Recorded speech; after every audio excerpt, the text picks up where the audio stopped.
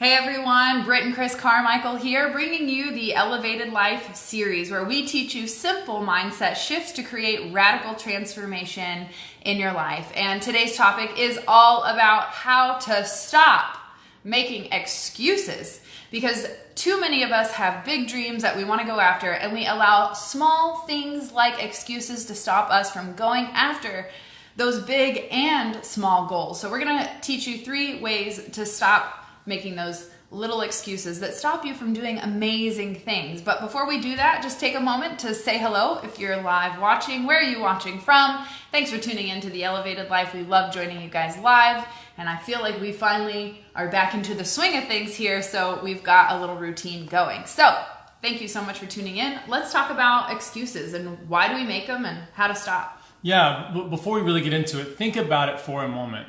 Where is some place in your life where you think, hey, I've really got to be doing this one thing. If I did this one thing, it would be the biggest benefit in my life, but I'm making an excuse about it. So think about, where are you making excuses in your life right now? Where's that one place? Is it your health? Is it your relationships? Is it your business or your money life?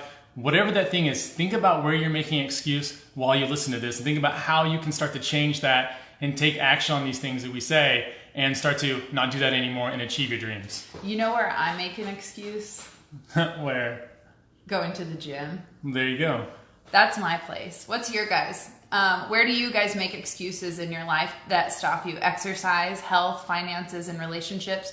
We take our health for granted when we're feeling great, but the second we're not feeling good, that's when we realize how important health is the first wealth, right? Yeah, and if you're at a spot where you're making excuses about a ton of things, where a lot of things are kind of not lining up, the biggest place that I always like to start, and anyone who does it this way always tells me later, I'm so glad I started this way, start with your health. Like, health is that thing that's so important. It's that one deal that's going to be with you this whole trip. So make sure you prioritize health in your life. If you're making that excuse, start there, because once you start feeling good in your body, and once you start eating right and moving and stuff like that, everything else starts to carry over, because you're thinking, hey, I'm doing my self-care, and now because I feel good, I can go out and give. Yeah. And it's funny, because when you become aware of your excuses, it makes it easier to move through them.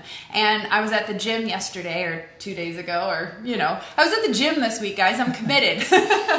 And this woman, we keep seeing her at the gym. She's an older lady, and it looks like she's really committed to her self-care and her health and things like that. And I was in there doing like some ab exercises, and she came over and she was like, oh, girl, I could never do that. And I just thought, honey, you have no idea where I've been. I was 200 pounds and I couldn't even lift a leg, So it just made me stop and realize like how far we move in our journey. And even when we've done so much great work, we can't allow excuses to stop us from rising to that next level, right? Because there's always a next level, isn't there? Yeah, being human, we have just like this innate desire for more and more and more and more. So the level's always going to move. It's always going to keep progressing. So make sure that you're giving yourself the opportunity to actually step up to the plate and be able to accomplish anything that you want to. And it really starts right here with the mindset. Really starts right here with stop making excuses. So the first way is stop comparing yourself. So that's what happened in the gym. That lady looked over at me and she started comparing herself to me, going, I could never do that. But what she doesn't realize is for the last 8 years, I've dedicated myself to plant-based eating and working out and yoga and trying to find ways in which to learn to love myself, to become healthy, to move my body. And it's taken me a long journey to get to where I am today. But if you just meet me for the first time, you automatically judge and assume that, oh, it's come easy for you because you look great. But the truth is, I've had to work really hard, and I've had to break through a lot of excuses about my weight and going to the gym and working out and not eating the cupcake and all the things. Like, you guys get it, but me too. Me too. So stop comparing yourself. Stop going into the gym and looking at that person that's like ripped and shredded and amazing and big, which isn't me, guys. Like, there's levels, right? Stop going into the gym, or stop looking at that person who's 6-figure launches, or stop looking at that person who's speaking on stage or on Oprah or whatever it is, whoever you're comparing yourself to. And or even on social media, stop comparing yourself to those people, because you don't realize how much effort and work and dedication has gone into that. So if you're making an excuse, oh, well, I'm never going to be like that, then you're right. Yeah. It takes dedication. And what you don't realize, the people that you are comparing yourself to, they say don't compare your chapter 1 to someone else's chapter 20. You don't realize how much effort's gone into their 20 chapters when you're only on chapter 1. When you get to chapter 20, you'll know, and then you'll realize how silly it was for you to use an excuse that you're not as good as the best, so you shouldn't do it anyway. Ooh. Oh, no. Yeah, there's a quote that says, like, if you have to climb a mountain, waiting won't make it smaller. So stop comparing yourself. The only way to climb a mountain is to start. And so wherever you're at, totally fine. Don't look at other people and say, oh my gosh, it's going to take me forever. I can't achieve that. They've got all these things that, I don't have. It's possible. So let it be possible for you. The second thing that Hold on. Is there someone or something you're comparing yourself to right now? Take a moment to think about it. If you have the courage, leave it in the comments below. But this awareness is going to help you create that change. So are you comparing yourself to anyone or anything, your life, your business, your job, your body, your attitude, like anything like that? Because if jealousy comes up, if that's a thing for you, jealousy is just a little button that says, hey, you want to make a change in your life, and it is possible because they're doing it. So stop. Listen, here's the big deal. The reason why we compare ourselves to other people is because of this one reason. And we think that if we have whatever they have, we'll be happy. Like, that's the reason we compare ourselves. We say, we're not the happiest we could be right now, but if I had whatever that thing is that they've got, then I'll be happy. But the truth about it is, there are famous people that are unhappy. There are wealthy people that are unhappy. There are people who are great looking that are unhappy. So if you think that happiness will come from you achieving something, it won't. Happiness is something that you generate inside yourself. It's an emotion that you choose. It's not something that you can get.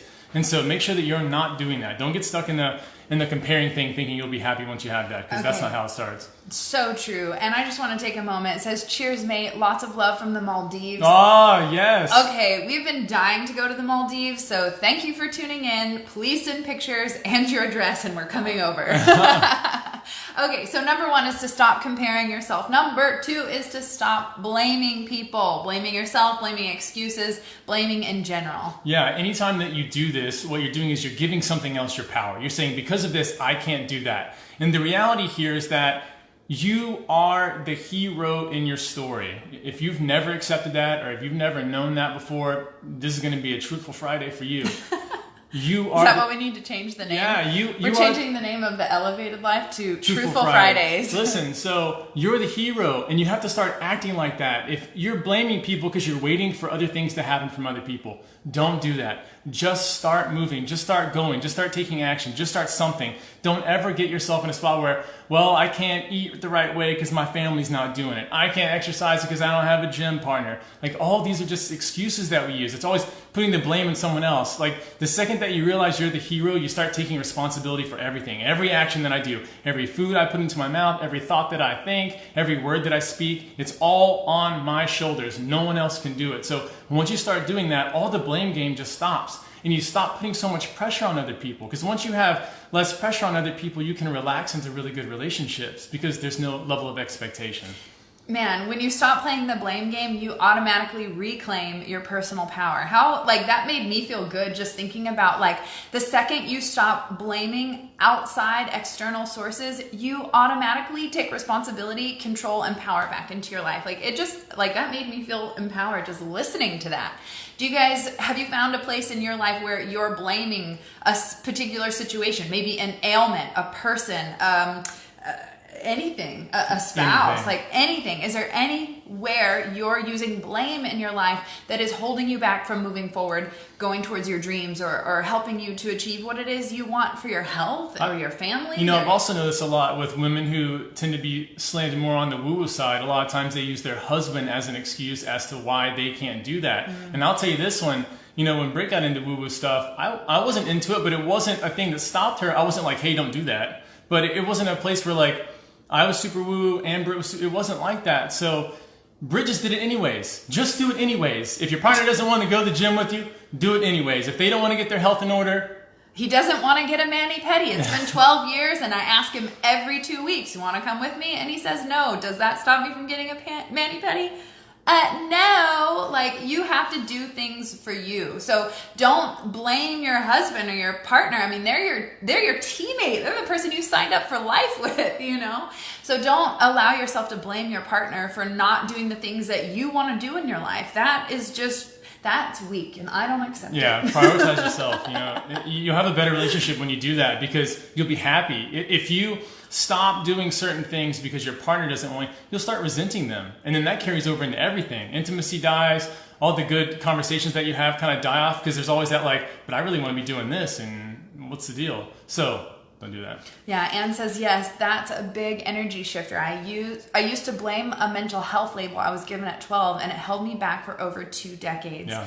And you're living proof that you can take those labels right off and choose to live a new life and reclaim your personal power and not be who you were told to be, not be who you like you were labeled to be. None of that is true. Maybe in the moment that was to help you and to serve you, but we carry these labels and that cripple us for far too long. So I'm so proud of you guys. It's amazing. I just love how Chris sips away during these. Hey, it's tea time. It's truthful tea time Fridays. We should move it to Thursday or Tuesday because then we have all the teas and the alliteration. Yeah. Okay, guys, we'll try to keep this short for you guys. I know you have busy lives, so thank you for tuning in. The third thing to do to stop making excuses is to stop waiting for motivation. Motivation doesn't come in cups of coffee and from Instagram or whatever. Motivation is an internal thing that you have to cultivate because you have a deep enough desire to get moving despite the obstacles, despite the blaming, despite the labels and the naysayers. Your fire will be, when you go after something that you're totally passionate about, your fire will be lit from within, and that is where motivation comes from. It's not an external like energy bar that you can eat. Yeah, but let's say this too. If you develop self-discipline, self-discipline is doing the things you know you need to do, whether you feel like doing them or not. And so when you develop self-discipline, you don't need motivation anymore. And this is what you see like top athletes and all these people who go out and are the very top 1% at what they do. They have self-discipline. They don't wake up every day feeling like doing it. You're not going to wake up feeling every day like doing all the things you need to do. The self-discipline is what kicks in when that happens. We say, I don't care that I feel like it. I'm still going to do it. I'm still going to show up. This is how you get results. You just keep showing up and keep showing up and keep showing up. Whether you want to or not, you just keep doing it. Yeah, don't use an excuse like it's too hard or I failed or I'm not good enough, because you get better with practice, and all successful people will tell you the reason why they're good at what they do or they're successful is because they failed their way to the top. So allow yourself to try new things, to fall down, to like totally suck. There's so many things in our lives that we've done that we totally sucked at. The first time Chris went stand-up paddleboarding, he was like, I'm gonna fall off. And he fell off immediately, and that broke the fear and the worry of like not being good enough. And then it was so much easier for him to relax and be like good at stand-up paddleboarding. Yeah, I tried to fail immediately.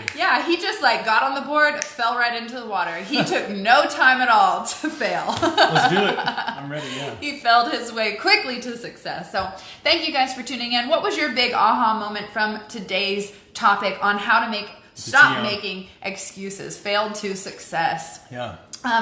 Let's recap really quick. Number 1, stop comparing yourself to other people and to make the excuse on why you're not good enough or can't do it or it's not possible for you. Number 2, stop blaming. And number 3, stop waiting to be motivated. Just get it out there and do it. If you find something you want to do, stop with the excuses. 3, 2, 1, go. Do something. Yeah, that's something we teach inside the Elevated Life Club. 3, 2, 1, go. I love it. So thank you so much for tuning in. If you love this message, please tag a friend below or share it on your page. We appreciate the support, the love, and the good vibes. Thank you so much for tuning in. Friday at 11 a.m. Central Standard Time. We thought we were going to get spontaneous with it, but apparently routine is working well for us. So we will see you next Friday at 11 a.m. Central Standard Time here on the Elevated Life series. Thank you so much. We love you. Have a beautiful weekend.